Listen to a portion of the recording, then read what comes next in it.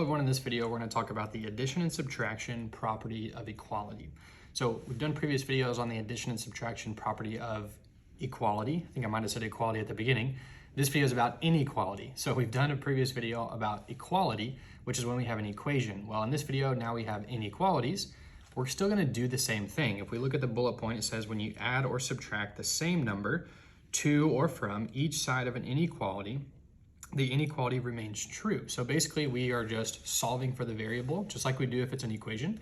We just simply have an inequality symbol here. So we just have to remember that we're doing the same thing as an equation, but keep our inequality symbol in our answer. So let's take a look at 3 examples in this video. Number 1 is x minus 8 is greater than negative 9.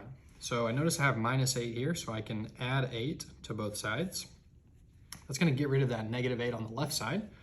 So now we have x is greater than, and negative 9 plus 8 would be negative 1. So the answer for number 1 would be x is greater than negative 1. All right, number 2, we have x plus 10 is less than or equal to negative 2. So instead of plus 10, we can subtract 10, and whatever we do to one side, we can do to both sides. So now we have x is less than or equal, negative 2 minus 10 would give us negative 12. So our answer for number 2 would be x is less than or equal to negative 12. And number 3, x plus 1/2 is greater than or equal to 4.5. So we can subtract half from both sides. That'll get rid of our fraction on the left. And we have x is greater than or equal, and 4.5 minus 1/2 would just be 4.